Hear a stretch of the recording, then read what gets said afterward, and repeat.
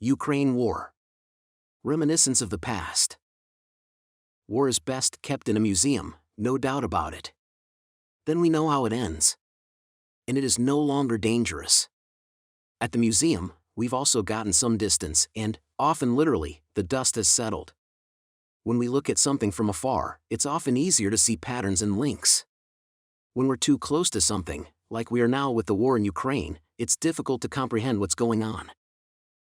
In this video, we will talk about a different war that happened in the same area.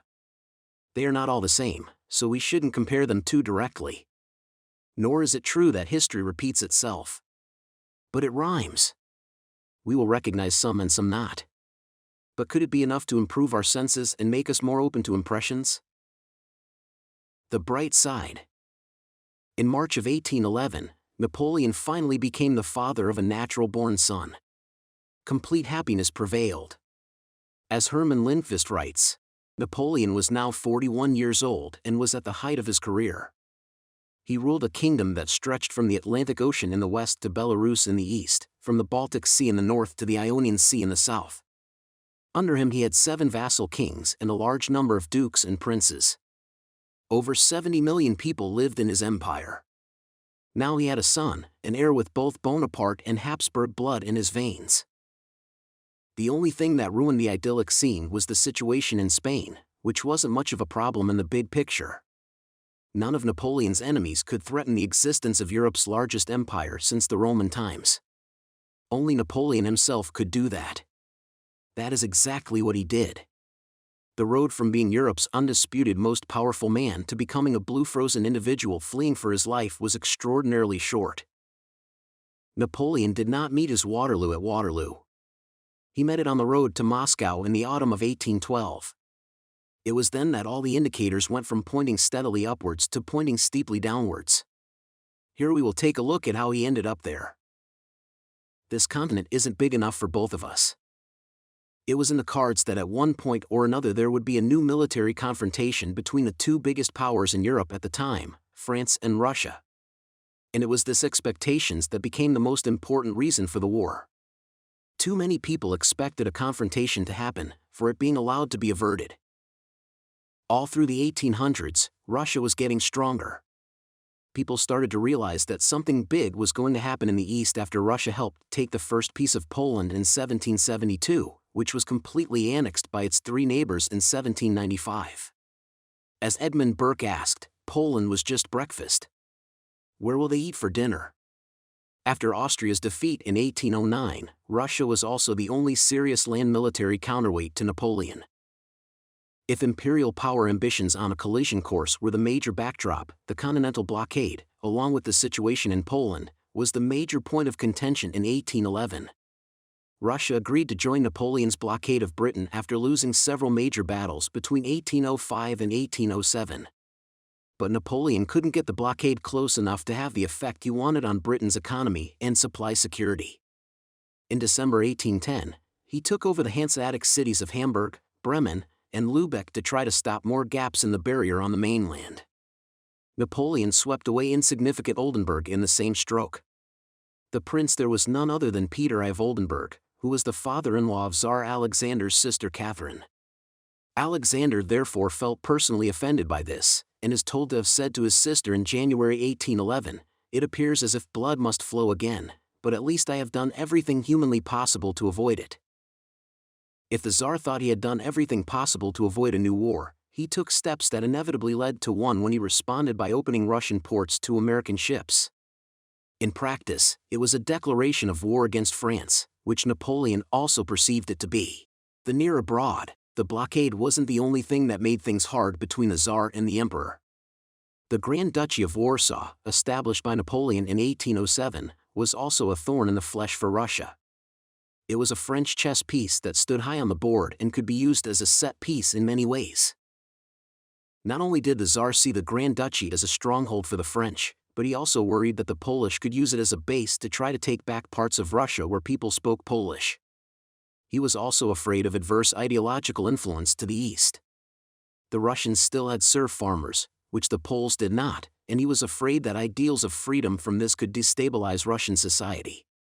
The Catholic and West-facing Poles were consequently perceived as the rotten apple in the Slavic basket. There was even a ban on using words like Poland and Pole in the Russian language.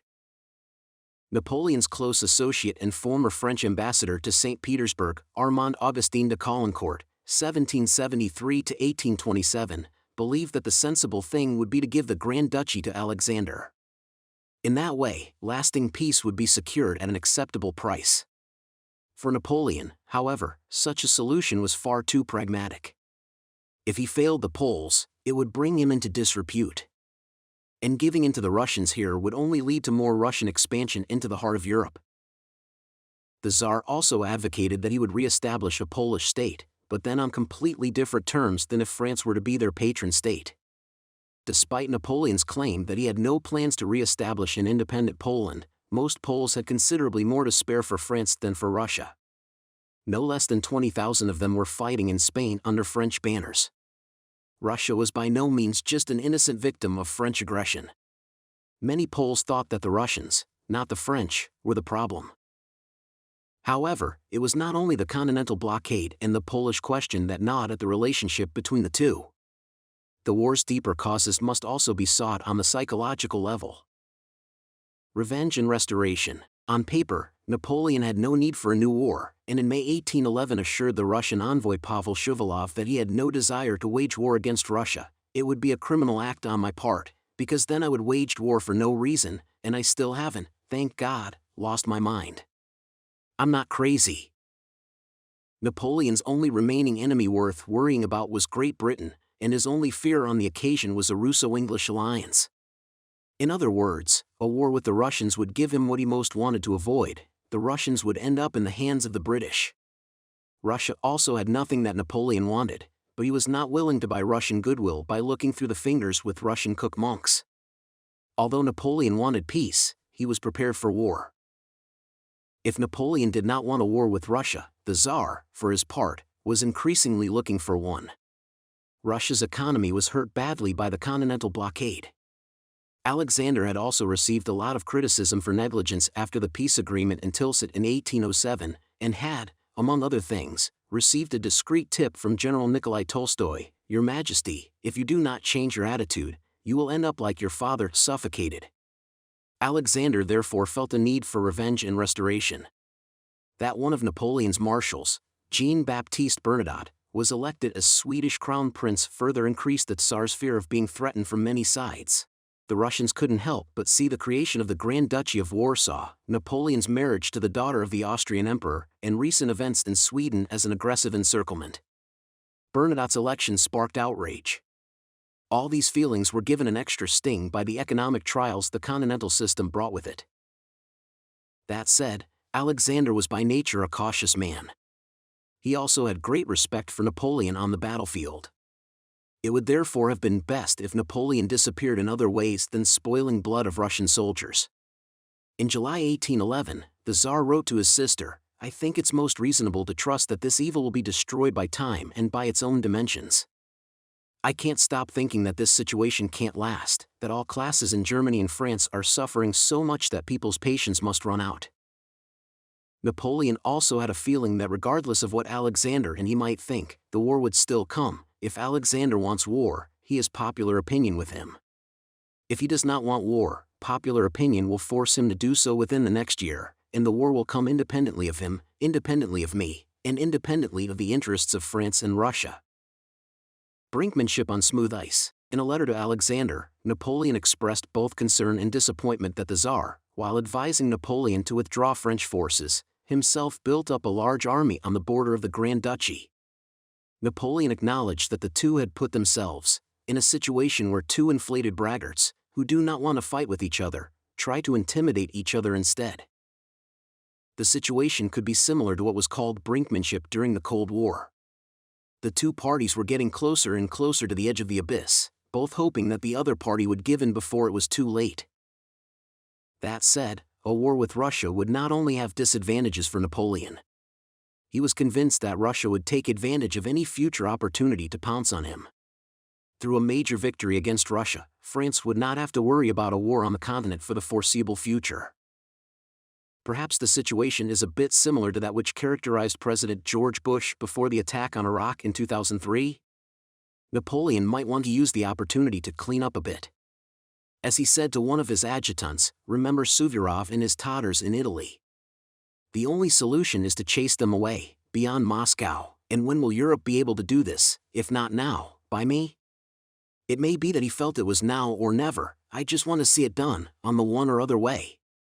We're both getting old, my dear Van Damme, and I don't want to experience someone kicking me from behind when I'm old. I am therefore determined to put an end to this, one way or another. War glory. Perhaps there was also a hint of inevitable tragedy in this. No one quite understood what anyone could gain from a war between Russia and France, but while Napoleon was like a one-trick pony, who answered war to all of life's difficult questions, Alexander was a man who felt great pressure from behind to take revenge on Austerlitz, Friedland, Tilsit and French arrogance more generally. Both, in their own way, wanted more war glory, and as Frederick the Great had warned against, desire for war glory is madness, but a form of madness that is difficult to cure once you've got it. Perhaps Napoleon himself had a feeling that the course towards the abyss was predetermined? As he said to one of his ministers, who urged him to withdraw from the brink of the abyss, and besides, is it up to me to prevent it if an abundance of power makes me a world dictator? I feel myself being drawn towards an unknown goal, he told another. The associations go in the direction of Adolf Hitler, without comparison otherwise, who also had a complicated relationship with the Soviet Union. As he said in September 1943, you know, Ribbentrop, if I were to come to terms with Russia today, I would attack her again tomorrow, I can't help it. 17. This tinge of fatalism in Napoleon's attitude towards the Tsar also helps to explain the apparent lack of pace and determination, which were otherwise his trademarks. In this respect, the situations are also somewhat similar to the sleepwalker-like situation before 1914, and the outbreak of the First World War. In practice, Napoleon had assembled the largest army the world had ever seen, without any clearly defined objective. And by definition, a war without a goal cannot be won. We'll drop this story here. Most people watching this know how it ended. But what is the moral of this little story? I leave it to the viewer to ponder further. There is no conclusion.